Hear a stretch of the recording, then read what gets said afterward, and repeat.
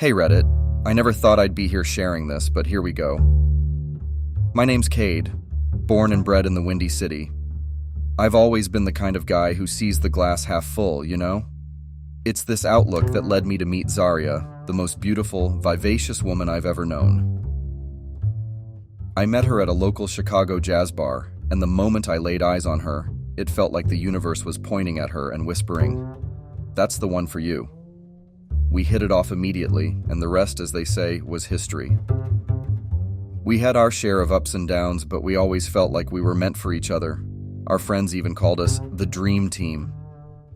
Fast forward to one summer evening. We're at a family BBQ at my parents' house. My parents had this huge backyard, perfect for these gatherings, with fairy lights strung all around, and a smell of grilled burgers wafting through the air. Everything felt right. Mom was chatting with some relatives, my younger sister was chasing her kids, and I was manning the grill with a cold beer in hand. But then I noticed it. Across the yard, Zaria was talking to my dad, Mr. Granger. Nothing unusual about that, right? They'd always been friendly. But this time, it was different. They stood a little too close, their voices just a whisper, heads inclined toward one another, almost sharing a secret. Every time I tried to approach, they'd suddenly break apart, laughing off whatever they were talking about. I brushed it off at first, thinking, "Cade, you're just being paranoid." But as the evening went on, I couldn't shake the feeling that something was off. Their secret exchanges kept gnawing at the back of my mind. And you know what's crazy? That tiny suspicion, that little seed of doubt, was about to change everything. Okay, Reddit, you won't believe what happened next. A couple of weeks after the BBQ incident, my birthday rolls around. Now, birthdays in our household are a big deal. Zaria and I always go all out for each other. Last year, she had taken me on a surprise weekend getaway to a cabin up in Wisconsin, and it was honestly one of the best weekends of my life. So, this year, I'm up early, the smell of coffee filling our apartment, anticipating what surprise she might have in store. She walks into the kitchen with this mysterious grin and hands me a small envelope. I'm thinking, gift card, a sweet note, maybe tickets to that concert I mentioned wanting to go to? But boy, was I off the mark. I tear open the envelope, and there it is, a ticket to Paris. Paris, the city of love. I mean, who wouldn't want to go, right? But here's the kicker.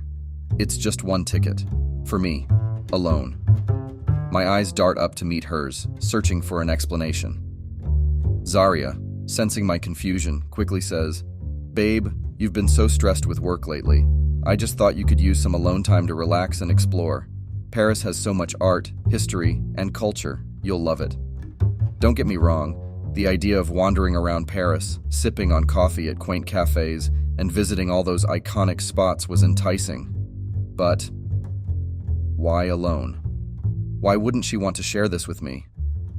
Every romantic movie scene set in Paris flashed through my mind, and I couldn't fathom experiencing it without her by my side. I tried to voice my concerns. "Z, it's Paris. Shouldn't we experience it together?"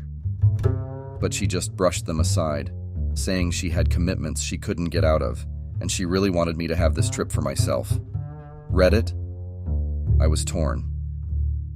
On one hand, it was an incredibly generous gift. On the other, my gut told me something was up. I had so many questions swirling in my head, but I tried to focus on the positive. Little did I know, this gift was just the beginning of a whirlwind of events. All right, Reddit. Strap in because things started getting really weird when I landed in Paris. So there I am, standing outside the airport, looking at the city before me with a mix of excitement and apprehension. I decided to give Zaria a call, letting her know I arrived safely and to hear her voice, but all I got was her voicemail. No big deal, I thought. Maybe she's just busy, and I'll catch her later. My first day was a blur, seeing the Eiffel Tower up close, wandering around Montmartre, indulging in delicious pastries. But every time I tried to capture a moment, whether it was a picture or a quick video, I felt this pang of loneliness, wishing Zaria was there to share it with me. Throughout the day, I attempted to call her multiple times, but either she didn't pick up or the conversations were weirdly short. The few times I did get through, Zaria sounded distracted, like there was something going on in the background. Her answers were short, her tone distant, and she always seemed in a rush to hang up. "Sorry, babe, super busy right now, talk later." And then click. It wasn't like her at all. One evening, after a beautiful Seine River cruise, I tried calling her again. She picked up, and I could hear faint murmurs and laughter in the background. Trying to keep the conversation light, I said, "Sounds like you're having a little party over there without me." Her response? A sudden silence followed by a quick, "Oh, just some TV, nothing special. I gotta go. Love you." Click. Now, Reddit. I'm not usually the jealous type, but my mind raced back to that summer evening and the hushed whispers between Zaria and my dad, Mr. Granger. An unease settled in the pit of my stomach, gnawing at me. I couldn't shake the feeling that something was going on, but I didn't want to jump to conclusions without evidence. My dream trip to Paris started feeling less like a dream and more like a confusing nightmare. I was surrounded by romance and beauty, but my mind was miles away, trying to piece together a puzzle that was becoming more complex by the minute. I had a few more days left in Paris, but with each passing hour, my worry and suspicion grew.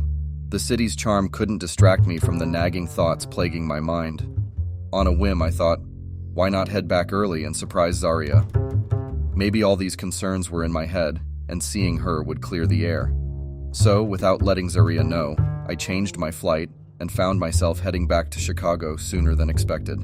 The entire flight, I played out different scenarios in my head. Maybe I'd walk in on a surprise party, or maybe Zaria would be thrilled and relieved to see me. The cab ride from the airport to our apartment felt like the longest journey ever. The city lights of Chicago blurred past as my heart raced with anticipation. I quietly let myself into our apartment, hoping to genuinely surprise her. But nothing, and I mean nothing, could have prepared me for what I saw. As I pushed open the door to our bedroom, I froze. There, in a moment that seemed straight out of a twisted movie, were Zaria and Mr. Granger, my own father, looking, well, far too intimate for comfort. The room echoed with their startled gasps. Time stood still. My mind struggled to process the scene in front of me.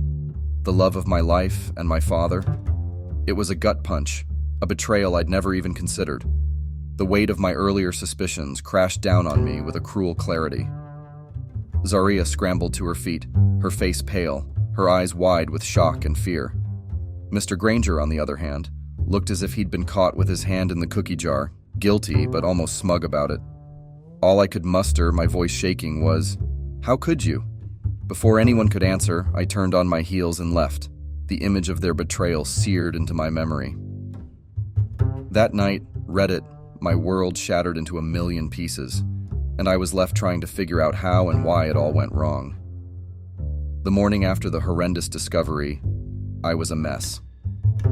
My phone was flooded with missed calls and messages from both Zaria and Mr. Granger. Despite the gut-wrenching image from last night, a part of me, maybe the naive, hopeful part, wanted an explanation, something that could make sense of it all. So, after taking a deep breath, I decided to confront them. I asked them to meet me at a neutral location, a quiet coffee shop downtown. As I waited, my heart pounding, I watched the rain pour down outside, mirroring the storm inside me. When they arrived, they looked almost coordinated. Their expressions were a mix of feigned surprise and concern. The conversation began with Zaria, her voice soft and shaky. "Cade, you've got it all wrong. I don't know what you think you saw, but it wasn't what it looked like." Mr. Granger chimed in, trying to sound fatherly and sincere. "Son, we were just comforting each other. Your Aunt Leela has been ill, and it's been tough for the family. We didn't want to burden you, especially with your trip." I sat there, stunned. They were turning the tables, making it seem like I was the one in the wrong, that my emotions and perceptions were flawed. "Are you seriously suggesting I imagined what I saw?" I retorted, my voice rising in disbelief. Zaria looked almost offended. "Cade, I love you. Why would I ever hurt you? You're probably jet-lagged, stressed. and you've misinterpreted a moment of comfort between family. The sheer audacity of their claims was mind-boggling. Here I was, raw and wounded, and they were trying to repaint reality, making me question my sanity. I felt like I was being sucked into a whirlwind of lies and manipulations. Their words, their denials, it was all gaslighting in its purest form. I stood up, my hands trembling.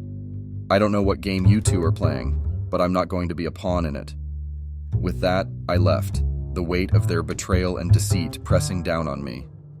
So, Reddit, just when I thought I hit rock bottom, I stumbled upon something that turned my world even more upside down. Days after our coffee shop confrontation, my emotions were a roller coaster. Part of me wanted to believe their story, while another part was consumed by doubt. In an attempt to find some sense of normalcy, I busied myself with cleaning the apartment. It was therapeutic in a way. Cleaning out the physical space felt like clearing out the emotional clutter in my mind. While organizing our bedroom, I stumbled upon a drawer I had rarely, if ever, looked into. As I rummaged through it, my hand brushed against a stack of envelopes hidden beneath some old scarves of Zaria's. Curiosity piqued. I took a closer look. The envelopes were addressed to Zaria but had no postal markings. That meant they were hand-delivered. And the sender's name? Mr. Granger. With a heavy heart, I braced myself for what I might find and began reading the first letter. What followed was a heart-wrenching dive into their secret world. Each letter was a testament to their illicit relationship, full of passionate expressions, recounting secret meetings, and shared memories that they believed no one else would ever know. One letter read, "Our stolen moments at the lake house last summer are etched into my heart. Whenever I close my eyes, I can still feel the warmth of your touch and the sound of our laughter echoing in the silent nights."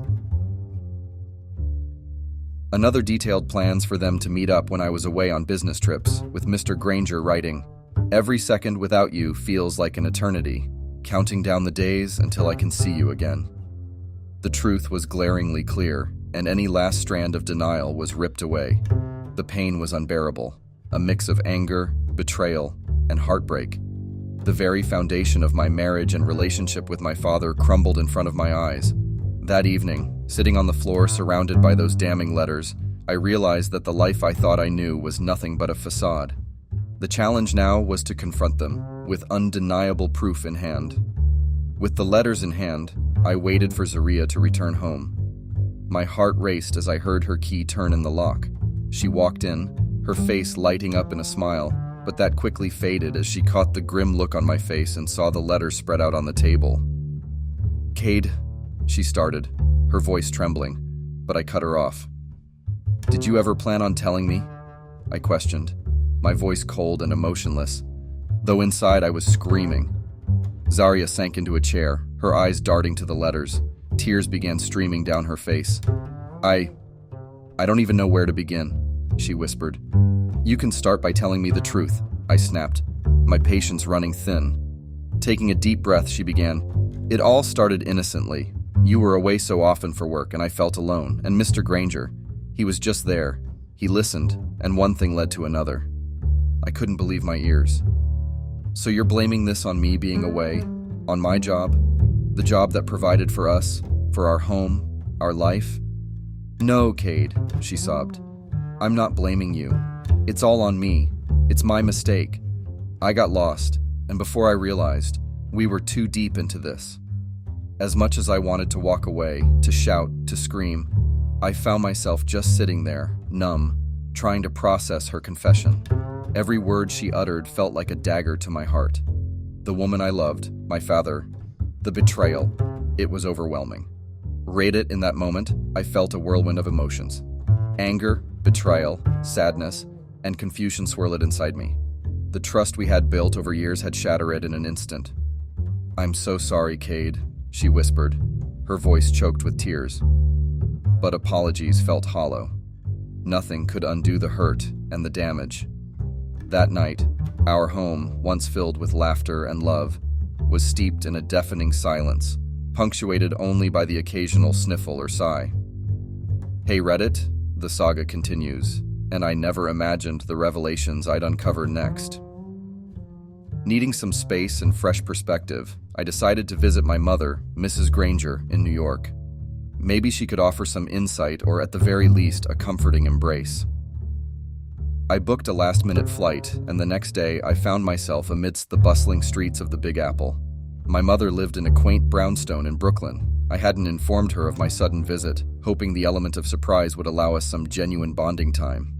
When she opened the door and saw me, her face lit up with a mix of surprise and delight. "Cade, what a wonderful surprise!" she exclaimed, pulling me into a warm hug. As we settled into her cozy living room, sipping on some herbal tea, she noticed the heaviness in my eyes. "What's troubling you, sweetie?" she asked with genuine concern. Taking a deep breath, I began recounting the entire sordid tale. As I spoke, I watched her expressions shift: surprise, disbelief, and finally, heartbreak. When I finished, she took a moment, looking out the window, gathering her thoughts.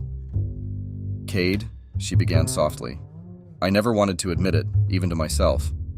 But I've always had this nagging feeling that your father had a wandering eye. There were late-night calls, hushed conversations, and many unexplained absences. But I never, in my wildest dreams, imagined it would be with Zaria." My heart sank. The realization that my mother had endured her own set of suspicions and betrayals made the situation even more tragic. We sat in silence for a while, the weight of our shared pain forming an unspoken bond between us. Mrs. Granger finally broke the silence, her voice firm. "You deserve better than this, Cade. We both do. It's high time we confronted your father and sought the closure we need." That evening, Reddit, amidst the New York skyline, I felt a mix of emotions: pain, betrayal, but also a newfound determination. Armed with my mother's support, I was ready to face Mr. Granger and demand the truth. While still in New York, I decided to meet up with an old friend from college, Loxley. We had lost touch over the years, but reconnected through social media a few months back. A meetup seemed like a good distraction, considering everything. We decided to grab coffee at a quirky little cafe in Greenwich Village. As soon as I walked in, Loxley, with his signature wild curls and infectious smile, waved me over. After a warm embrace and initial catch-up, he noticed the storm cloud over my face. "Man, you look like you've been through the ringer," he remarked, concern evident in his eyes. I hesitated for a moment, then thought, "What the hell?" and spilled everything. His expression shifted from surprise to recognition. Once I finished, he took a deep breath, looking uneasy. "Cade, I didn't know how to bring this up, especially with everything you've been through. But I've seen Zaria and Mr. Granger together, multiple times." My heart sank further. "What? Why didn't you tell me?" He ran his hand through his curls, looking distressed. I know. I should have, but man, I didn't want to be the one to bring you such heartbreak. I hoped I was just misinterpreting things, but with everything you've told me, it's clear I wasn't." The initial shock gave way to gratitude. Loxley, seeing my distress, put a reassuring hand on my shoulder. "Look, we've been through thick and thin, right? I'm here for you. Whatever you need, even if it's just a vent or have a drinking buddy." His words were a balm to my wounded soul. Amidst all the betrayal and chaos, having someone on my side offering genuine support meant the world. That evening, as we walked the vibrant streets of New York, reminiscing about our college days, I felt a glimmer of hope. Despite the darkness, I had allies, people who cared, and perhaps, just perhaps, I'd find a way to navigate this storm. I hit rock bottom. I found myself dragging my feet into a therapist's cold office in the heart of Manhattan, a place I once swore I'd never go to. Dr. Elowin's reputation preceded her, the hard-hitting therapist with zero sugarcoating. Her stark office, all sharp lines and neutral tones, did nothing to ease the knot in my stomach.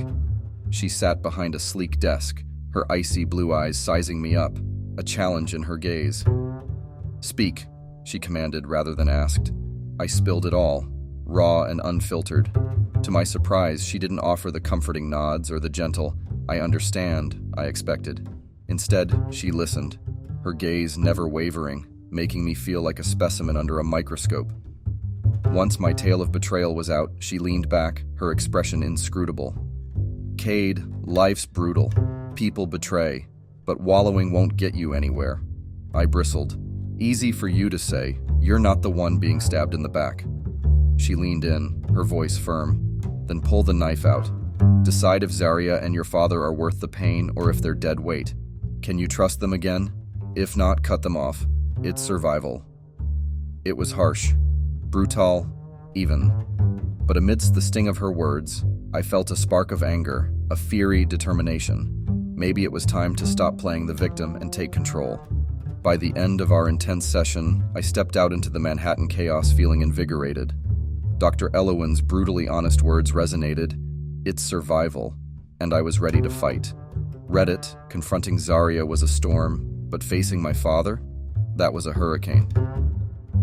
The following evening, I stood outside my parents' brownstone in Brooklyn, my heart pounding like a trapped bird. I took a deep breath, reminding myself why I was there. I needed answers, and no amount of dread would stop me.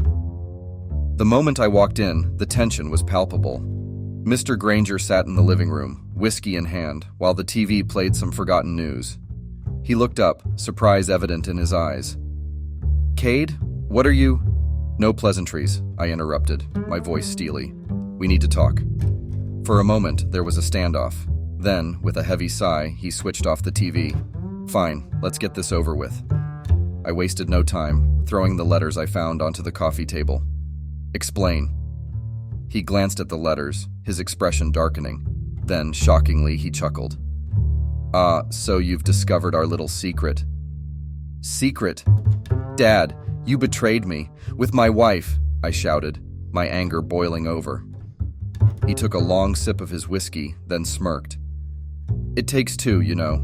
Zarya wasn't exactly an unwilling participant." My blood ran cold.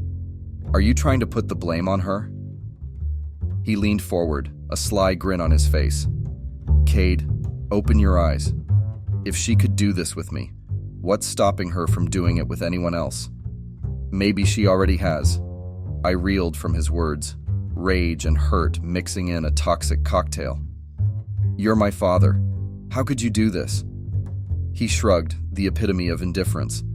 "Life happens, son. People get bored. Opportunities arise." I felt a deep revulsion I'd never felt before. This wasn't the father I grew up admiring. This was a stranger, an enemy. "You're dead to me," I hissed, my voice laced with venom.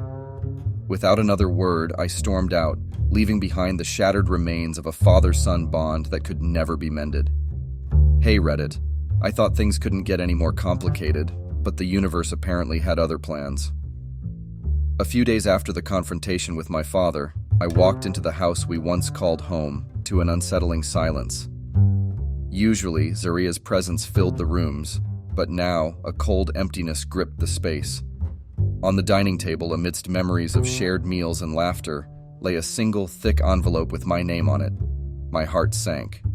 With trembling hands, I opened it. Zarya's handwriting, which I'd come to know so well, flowed across multiple pages.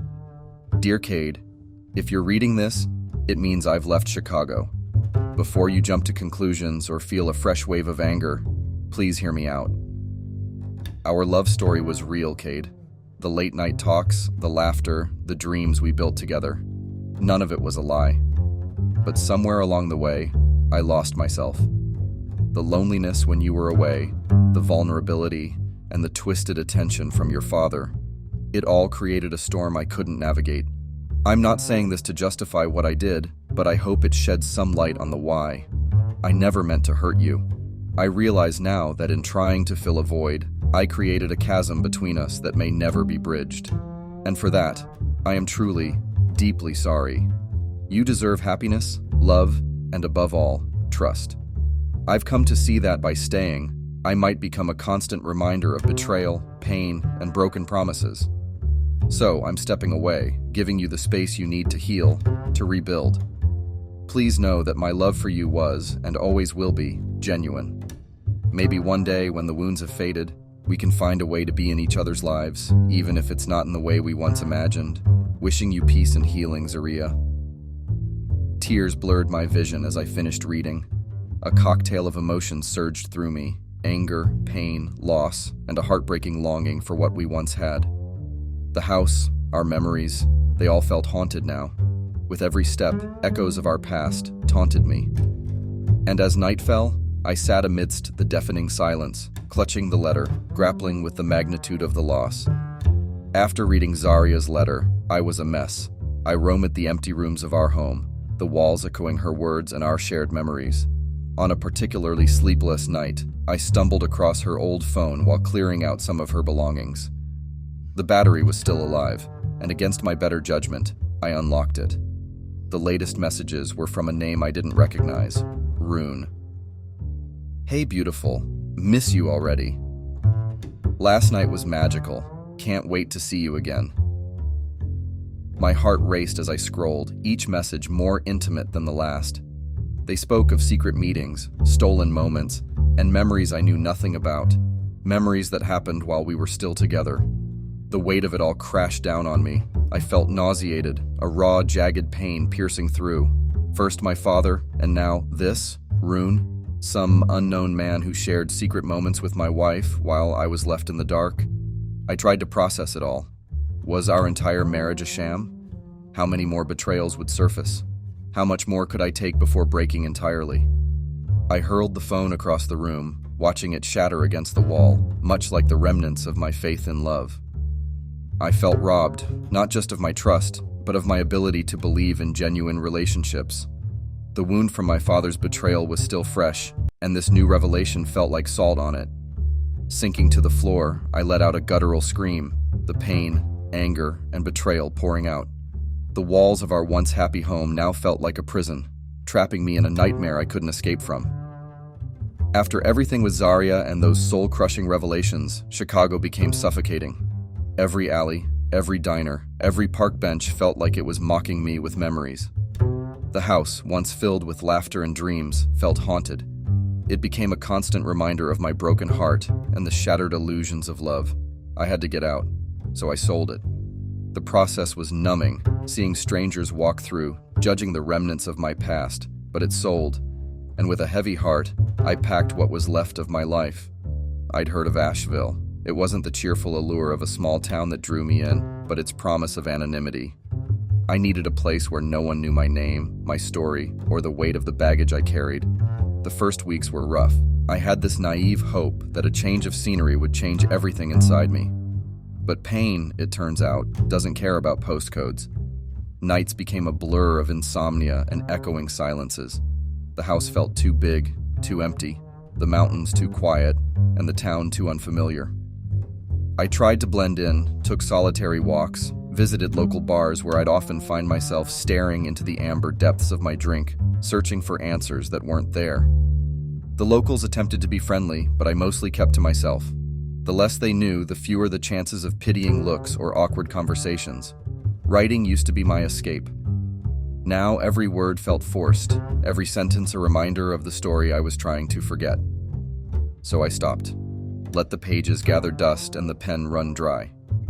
It wasn't all darkness, though. I did find solace in the vastness of nature, the enormity of the mountains, the never-ending forests. They made my problems feel minuscule. Not gone, but bearable. I wish I could wrap this up with a hopeful message, Reddit. But life isn't always about neat endings or silver linings. Sometimes it's just about surviving, taking it one breath at a time, and hoping the next day is a tad bit easier than the last. Hello again, Reddit. This will be my last post. The weight of betrayal hasn't eased, and Asheville, though distant from my past, brings no magic cure. Each day is a battle, and I'm constantly reminded that healing isn't linear. But here's the thing, life moves on, whether we're ready or not. I'm learning to find small moments of peace, brief respites from the chaos within. Some days are better, some are worse. I don't know what the future holds. But for now, I'm here, trying. Maybe that's all we can do. Thank you for being a part of my journey. Signing off.